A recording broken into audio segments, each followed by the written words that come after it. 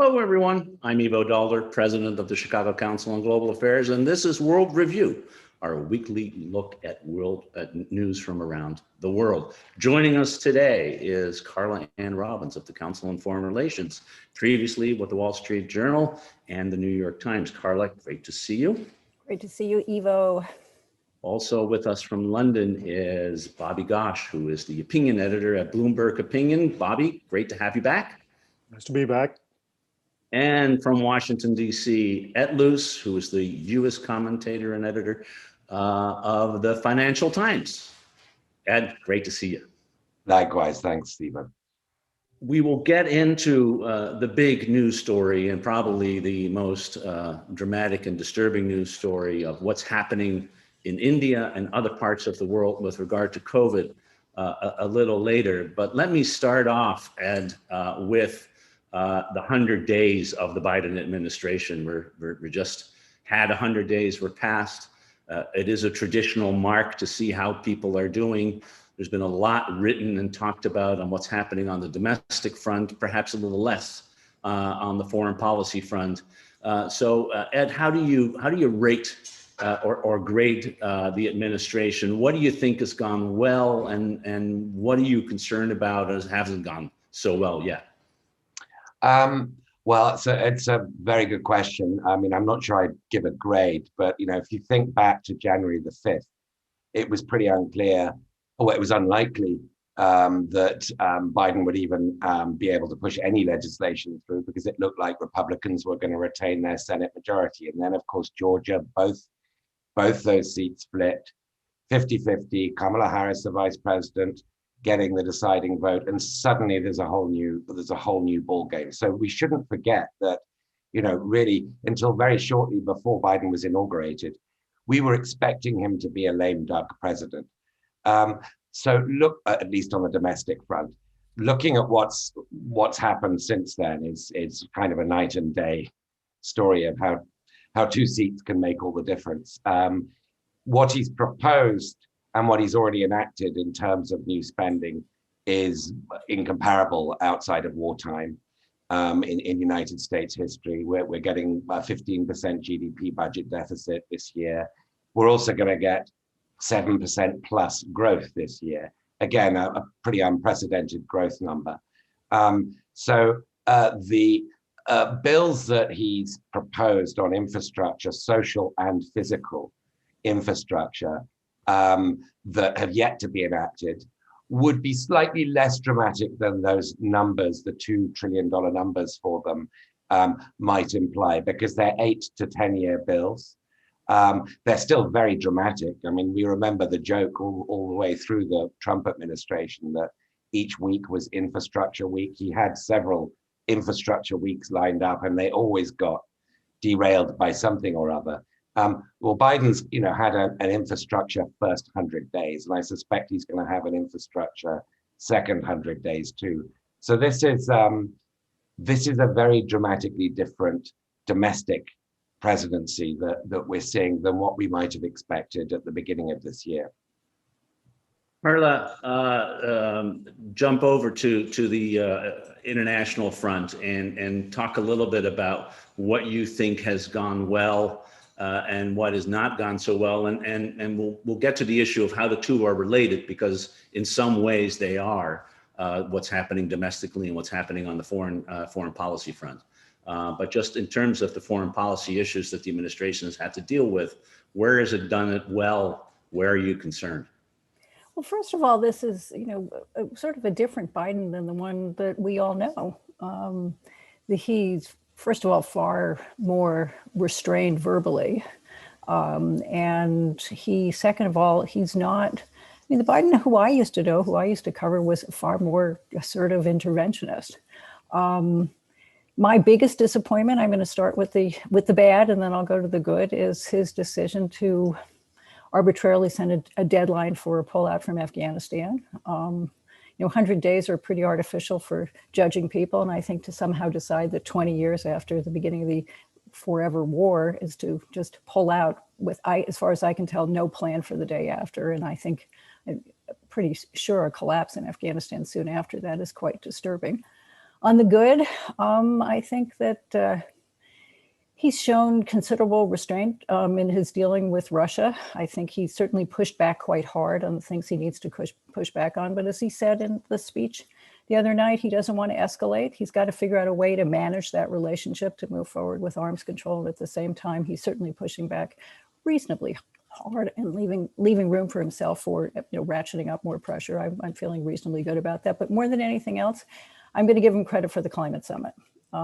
Whether they ever meet, but America is back on that front. That was a pretty classy summit, so I'll give him credit for that. Am I allowed to answer the other question too? Because that's the one I really want to answer, the way they relate. Go ahead. So, the thing that really struck me about the speech the other night, and I'm very interested in how Bobby and Ed saw it as well, and Ivo, as you saw it. This is a guy who saw foreign policy as his gig. This is the thing that he really defined himself by. And in the speech, he did not lay out a bold vision. He didn't have any pain to American leadership. He talked about all of these things as, as a justification for infrastructure, as a justification for spending, as a justification for American renewal. And we need to do this to ensure that, the US is still the dominant force in the world, yes.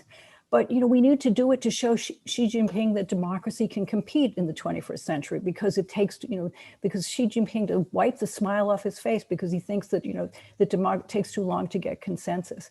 It really made very clear, I think, more than anything else, that for a guy who spent most of his life thinking of himself, if he ever made it to be president, was going to be a foreign policy president, that for him, more than anything else, he is a domestic policy president right now.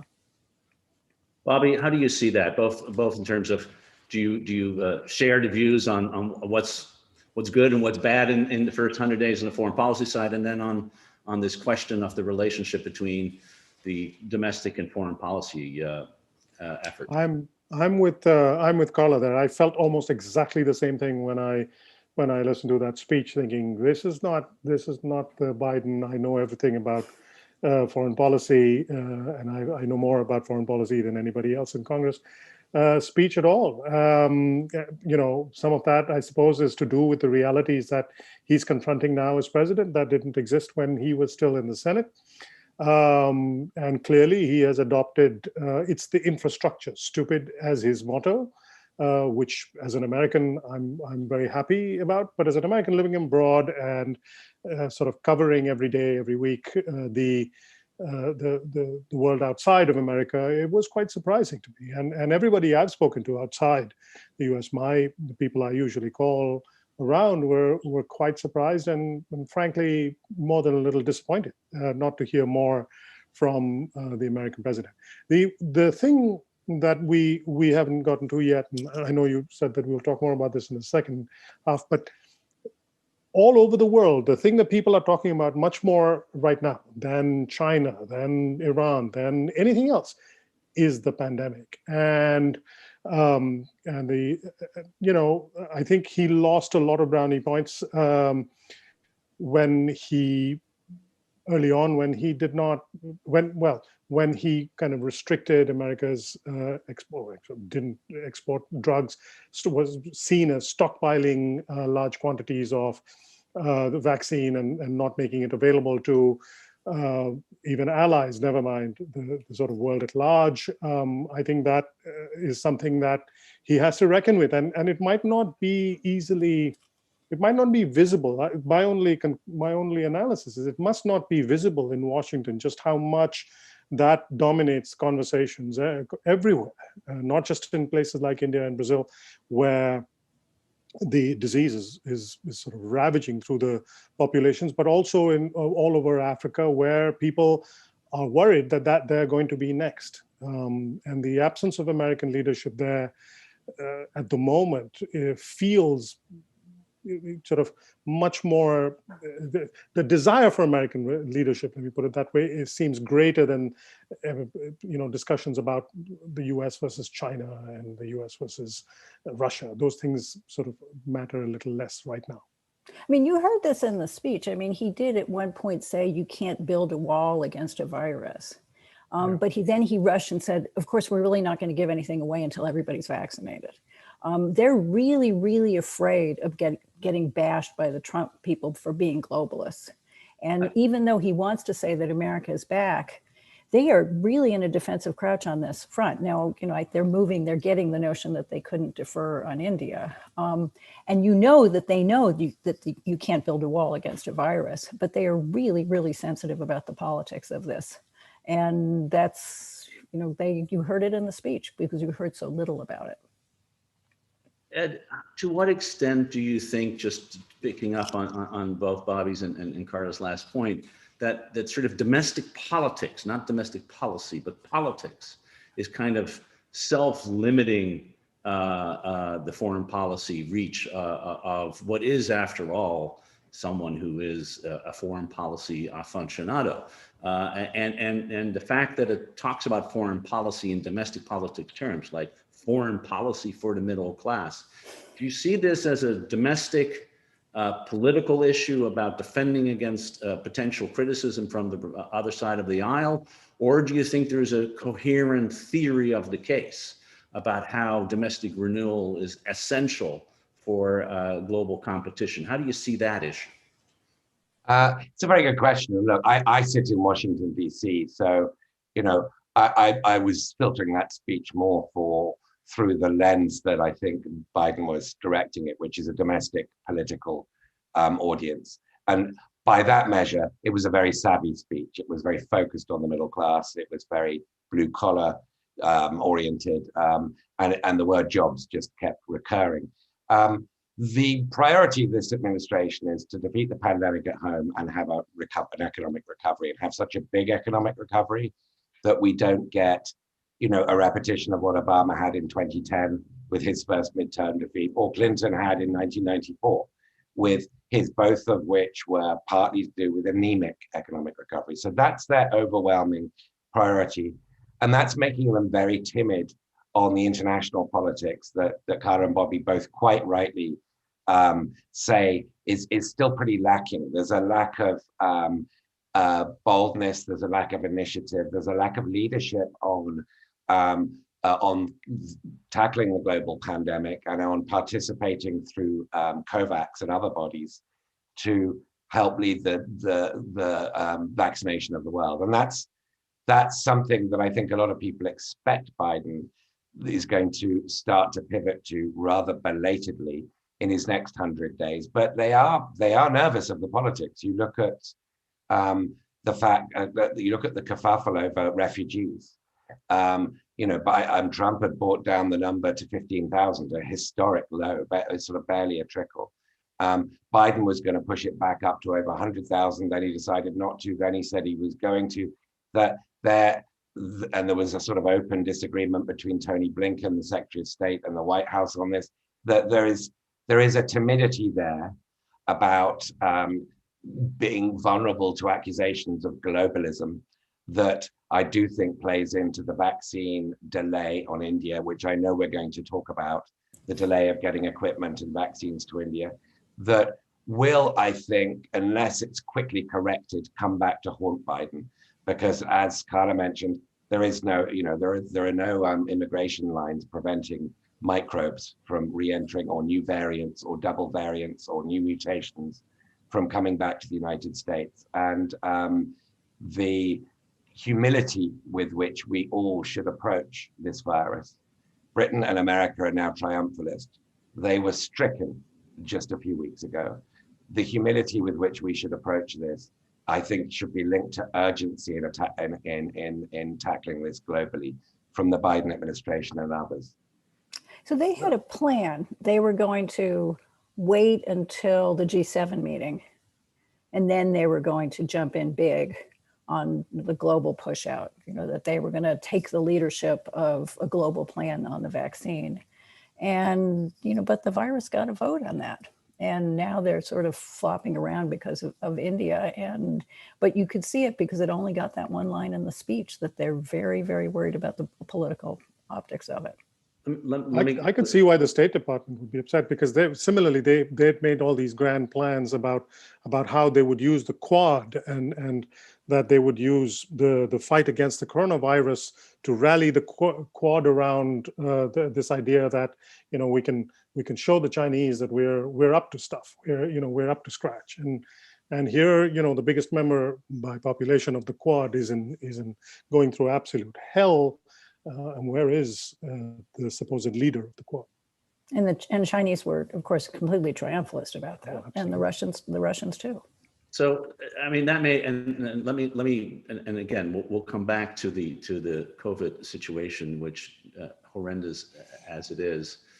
I want to go back to something that Carla said, because it seems to me there is a theory of the case, and I'd like to get your views on this. I mean, Biden singularly, in a way that I actually haven't heard Blinken or Sullivan or other people say, has made this argument that the future is a contest between autocracies and democracies, and that the autocracies think they're triumphant. That she is running around saying, as he said in the speech, that the United States is in decline, that it can't deliver. And that in sort of the post-Trump era, where government fell short, the competence of the United States, which is at the core of sort of its ability to lead, had been called into question. And then the competence of American democracy on January 6th had been called into question. That demonstrating to the world that democracies can still deliver for their people is the essence of the foreign policy strategy. I mean, that's the Biden argument, and that if you too quickly shift on the foreign side and don't deliver for your own people, what will happen is those people will revolt.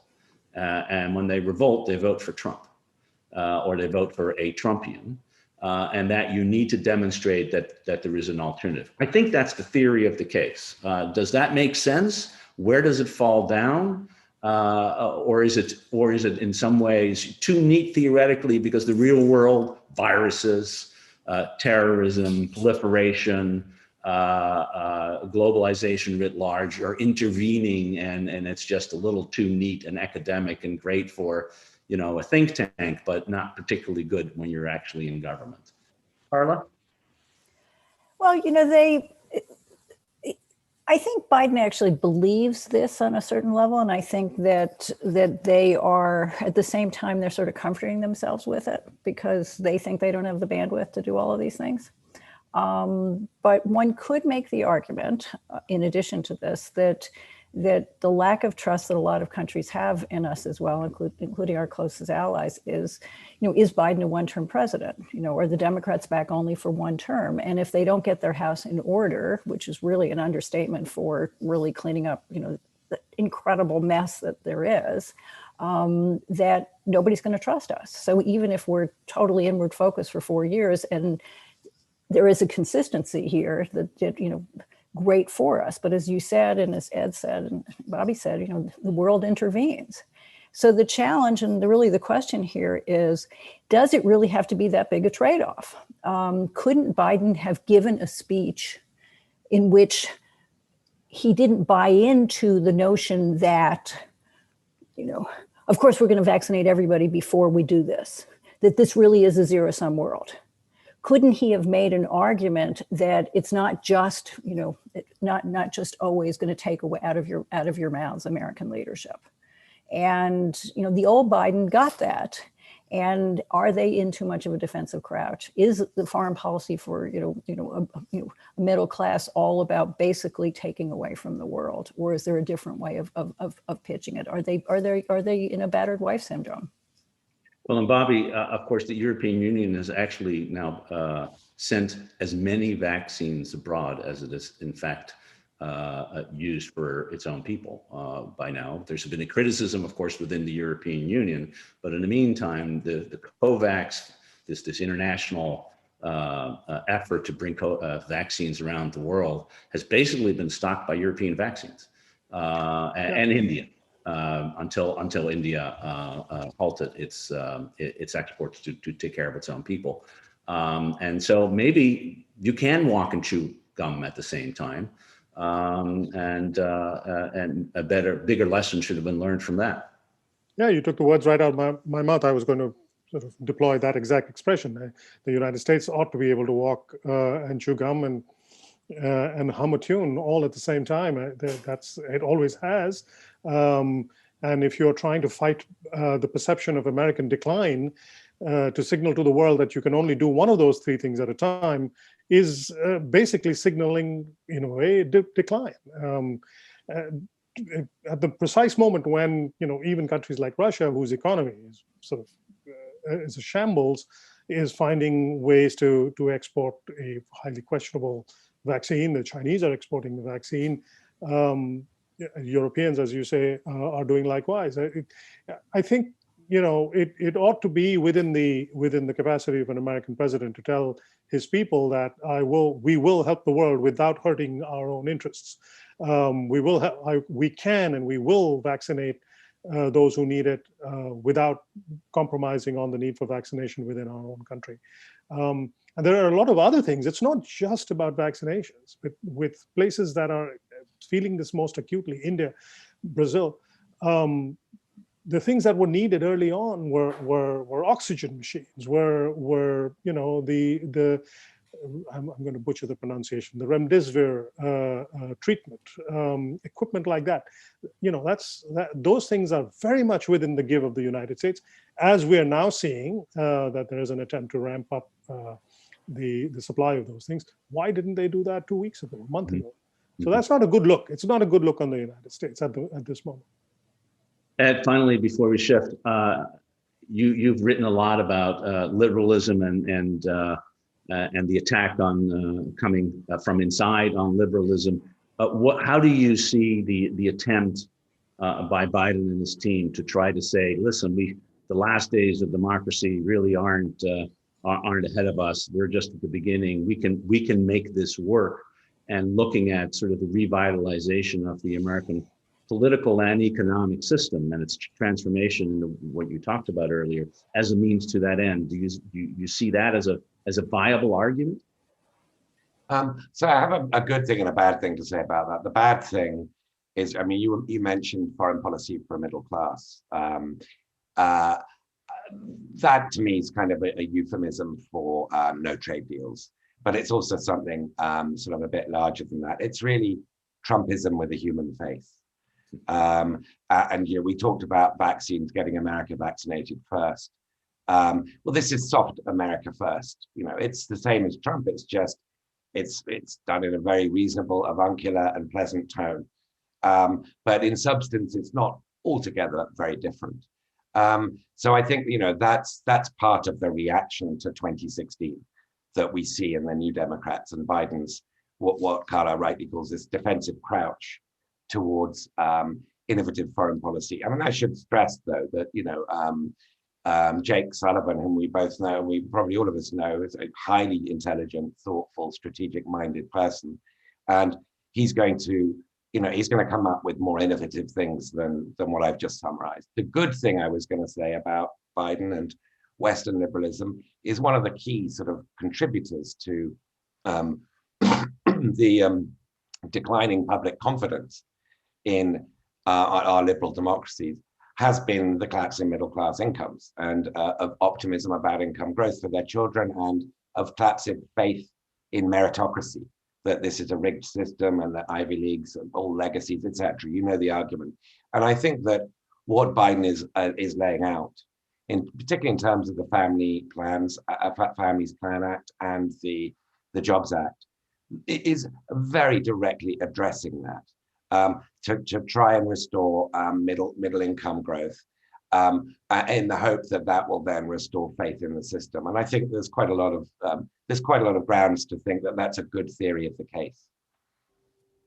Great. Well, let's Bobby switch over to what's happening in India in particular, but in other parts of the world. I remember when we started off a year ago, plus with the beginnings of the pandemic, I think a lot of us worried that maybe the advanced world could deal with this because we had advanced healthcare systems. But if this ever spread to other parts of the world, particularly in South Asia, in parts of Latin America, and of course in Africa, we would see horrendous damage. It didn't happen in year one, with the exception of Brazil. It now is happening with a vengeance. And I know you have close ties, of course, familial and others, to India. What do you see happening there, and in terms of the spread of the disease and the damage it's doing to the people there? Well, it's been really extraordinary this month. Every day has brought, at a personal level, every day has brought really very disturbing news. We have already lost friends, members of our family, to this disease. Several are in very bad way. Every morning I wake up in London and I look at my phone and I dread what the next WhatsApp message will bring.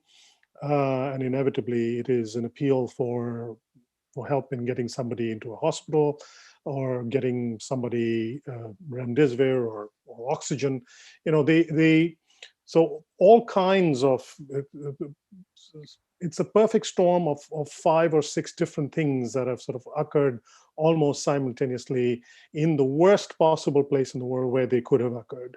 Bad political leadership, poor logistical planning, and appallingly bad medical infrastructure, 2 highly virulent, very fast-moving strains of the virus, the British strain, as well as the one that evolved in India that's being called the double mutant.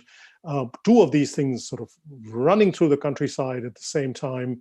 And all of this happens at a moment when, just at the moment when the country had sort of dropped its guard, the lockdowns were eased, people were going out, and people were encouraged to think that the country had somehow beaten this problem, and that there was a sense of triumph, a lot of chest beating about how India was doing so much better than the rest of the world, so much better than the West. Some sort of extraordinary, very peculiar Indian phenomenon, which Edward will remember, of these giant religious festivals that attract literally millions, tens of millions of people in one place. And there are super spreader events, there are super spreader events, and then there are super duper spreader events, and which is what some of these religious gatherings can be, as well as some political phenomenon, big election rallies in a couple of densely populated states.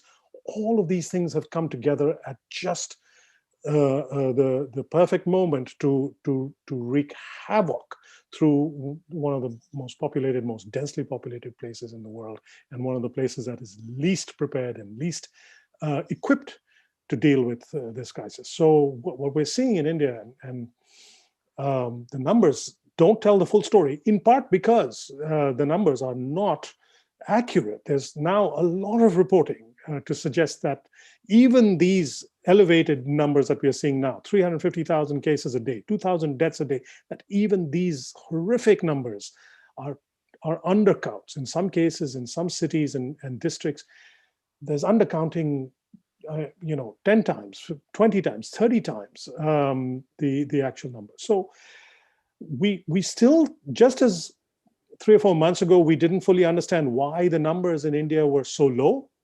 We don't fully know why the numbers are so high, but we're in a better position to guess now because of all these different things happening at the same time.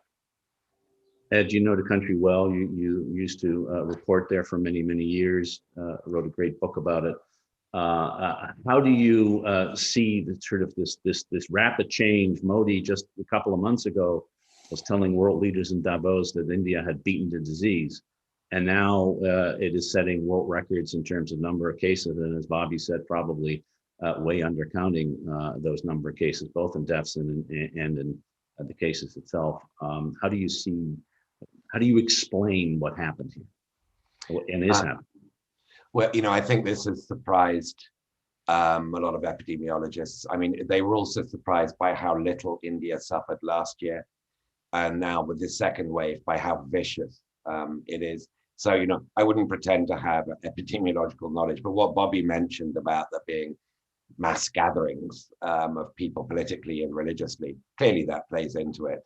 And clearly those were permitted because India believed that, as Modi said at Davos, and as his party, the BJP, said in a resolution praising him a month later in February for having defeated the pandemic. Clearly, they believe their own propaganda, I guess.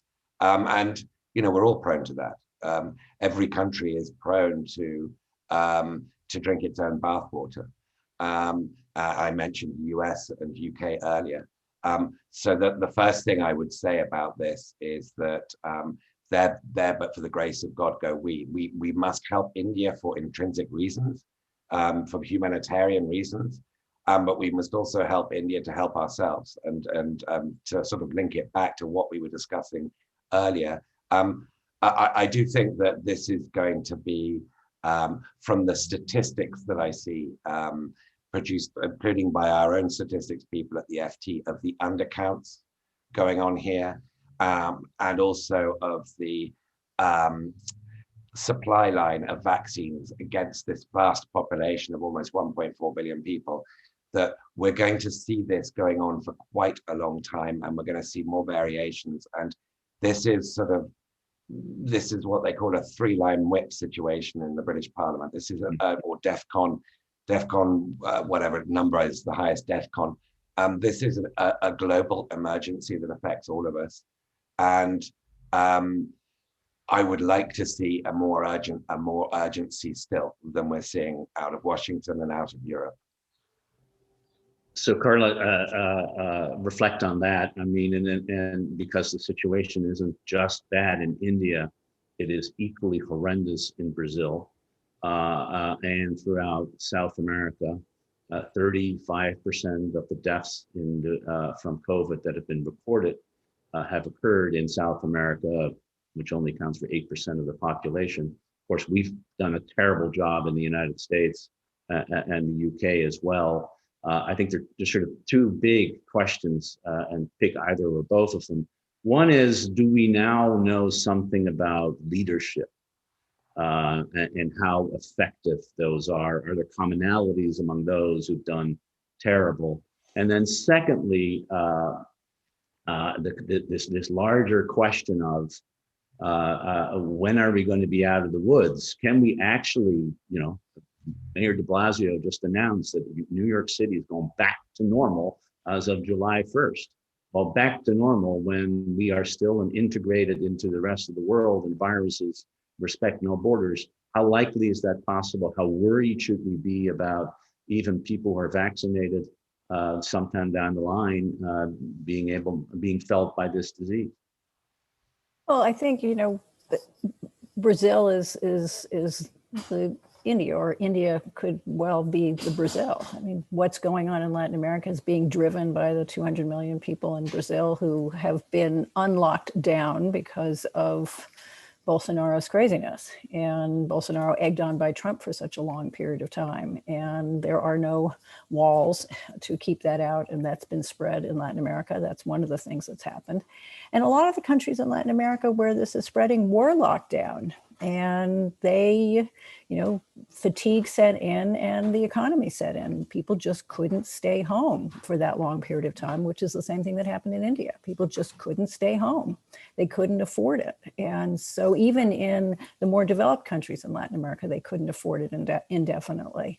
So you take the mixture of this, and which goes back to what we were talking about before, which is that if these countries, a country like Brazil that's large, and 200 million people, or a country like India that's just so large, and the variants and the mutations that take place could come back and bite us all in a really transcendent way, making it really question about whether we are, those of us who are vaccinated are going to be protected indefinitely, or how long do those vaccines last? Are they going to last against the mutations?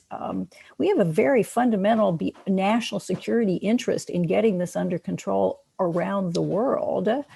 Just think about the political instability that's going to go. I mean, Kamala Harris is in charge of my husband was telling me, he's also worked in Latin America for years as I did, that the Kamala Harris was going to go and help the Guatemalan border guards talk about, security. I mean, I just doesn't even think about it. I mean, the terrible jokes you can make about that.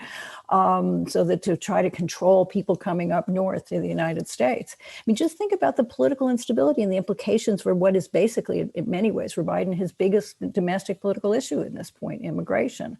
I mean, all of these things fit together, and this really has to be gotten under control. And Brazil driving it, is driving it all throughout Latin America right now. To the point that you were, the thing that you asked about, Ivo, I don't know that this is necessarily a test of leadership as it is a test of infrastructure and competence of governance rather than sort of who's at the top. Because you could argue that the Chinese leadership has done a decent job of managing this particular crisis. But it's clear what. Yeah, what screwing it up, of course, yes. Yeah, of course. But what Brazil and India have in common is, of course, that they have highly incompetent, very large but very incompetent state bureaucracies who are deeply corrupt, very sanguine about things. Yeah, India did lock down. India locked down very early and very strict lockdown. I mean, with 4 hours notice, you lock down a country of 1.4 billion people, which is quite remarkable. And at the time, a lot of people gave Modi credit for it.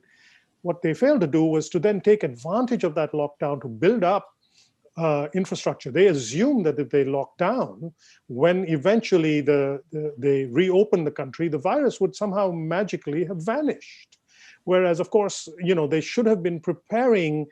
It would have been difficult considering how little India has spent on its health infrastructure over the decades, but they still had that grace period to create more oxygen production facilities, to create more hospital beds, to build, some infrastructure.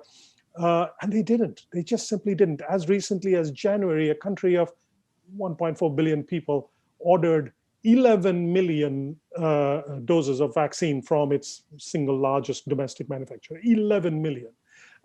Its own, these two very large vaccine manufacturers, Serum Institute and Biotech, which were supposed to provide vaccines for 50% of the world's supply, are not able to deal with the country's supply because simply their government didn't place large enough orders for the drugs, for the vaccine. So this is a crisis of governance. This is a moment when you hope that the populations of these countries remember how badly let down they were, not just by their politicians, but by their governments, by their civil servants and people who should be answerable to them. It is about governance, as Bobby said. It's also even those countries, some of them that should have been able to use the lockdown to prepare. The United States and Britain didn't. As a result, of course, we had in both countries an incredible spike in the second wave at the end of the year and the beginning of this year. Do you think we now have learned how to do this? That the world has a new model of how to think about the combination of lockdowns and masking and then really using the period of those lockdowns to prepare for how one deals with these things. And if countries are unable to, as I would argue, as Bobby rightly says, in India, the infrastructure just isn't there, that then the international community is part of that effort. Do you have any hope that we've learned this lesson in this pandemic, even if we can get through this, so we are better prepared for the next? Some hope. I mean, it's not wild, I have to say. I mean, clearly we've learned some things, yes. And there's been, if we're going to pick the major silver lining to this crisis, it's the speed with which these vaccines were developed and the fact that they were developed, in different countries, but in many cases with a lot of very rapidly provided public sector support. And that's a really important, and I think still largely unsung element to this. It's Bobby's point's key. I mean, we can afford to lock down in Britain and the United States and most other developed economies. We have the money to pay people to stay at home who have the broadband connection to do jobs as long as they're not physical frontline essential worker jobs. And for the rest, we have something like the infrastructure to provide them with the protection and the medical help if things go wrong in their in-person jobs. We have the dollar as the world's global reserve currency, essentially a money tree that you can spend unlimited amounts at this point. The rupee is not the dollar. The Philippine peso is not the dollar. They have very strict limits on what they can do. And if they go too far, the markets punish them. And you have a flight from the rupee and a flight from, so that means if you're a developing country, you've got to get the health of this and the epidemiology of this done quicker and done better, with, of course, fewer institutional resources to do so. So they desperately need global help. It is a global problem which requires global solutions. And I don't think we in the West, with our lockdowns, realize quite how big a distinction that is. And there was a lot of talk from the bank and the fund in the beginning about how they were really going to jump in for the countries that couldn't print their own currency and stimulate their own economies and make up. And if you look at actually the money that they claimed that they were going to push out and the reality of what they've actually pushed out, the gap is enormous. And so, even as Ivo was talking about in Latin America, this gap between 35% of the deaths and 8% of the population, a lot of these countries did actually do a reasonable job of locking down in the beginning, but people just couldn't stay home. They could not stay home indefinitely, and the governments couldn't do what they could do, as Ed said, in the United States and in Britain. They couldn't. They didn't have the money to pay. Look at Argentina. I mean, I'm never praising Argentina having lived there. I mean, the most screwed up country when it comes to the economy. They don't have the resources, and the fund is certainly not, even though they're on the verge of default all the time. The fund and the bank have not been pushing out the support to these countries, to any of them, that they promised. So I guess final question, and we only have a couple of minutes left, is, I think the analysis here shows that the only way out is a concerted global effort that has to be led by those who have the means, both economically to support the foundation of countries like India and others in Latin America, but also medically with vaccines and therapeutics and oxygen. If you were to bet 2 months from now, how likely is it, assuming that the United States and the UK and Europe have done, have hoarded their vaccines to be able to vaccine most people, that then there will be this concerted effort, however late, coming about? Bobby, any confidence in that? Well, my confidence has increased a little bit over the last 48 hours now that the US and European countries are beginning to get their act together and send supplies to India. It's a big problem, and two very large, densely populated countries. Will there be enough? Certainly not. I don't think there'll be enough. But there will be a lot, and countries also need at this point to ask themselves about the way we've arranged the global economy, in which our dependence on one or two countries for these vaccines has been brought to light. Like I said, a couple of months ago, we were saying India was going to supply 50% of the world's vaccines. What happens when India shuts down? Where else does the rest of the world go? Where does Brazil go? Never mind the United States. Where does Brazil go? So there are questions that need to be addressed about that as well. Ed, you confident that something significant will turn now? Yeah, I think it's going to be stepped up pretty dramatically. It's better late than never. I don't think one crucial thing is going to happen, and that's the suspension of licensing for Western vaccines, which Ngozi, the head of the World Bank, is quite rightly calling for. I think it's not just Western governments or the Biden administration. The Gates Foundation, Bill Gates himself, are supporting the vaccine companies that they keep their IP, intellectual property on that. And that, I think, is a major mistake, not just in terms of production costs, but in terms of public relations for the West. It looks like we're in the grip of companies that that are making outsized profits from this. And that's something I would really like to see the Biden administration take a risk on. And I'm a little bit skeptical that it will. And I just point you to my earlier remark. None of these vaccines would be possible without public research. Well, including the mRNA vaccine, which was the early discoveries was by NIH, indeed, in Fauci's own shop.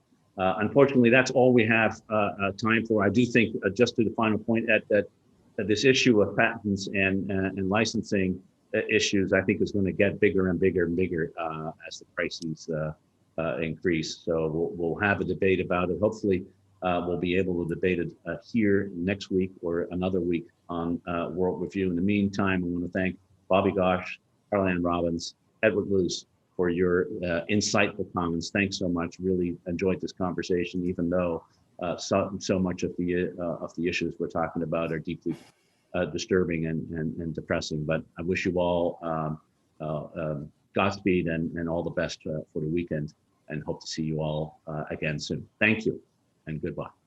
Thanks, Ivo. Thank you.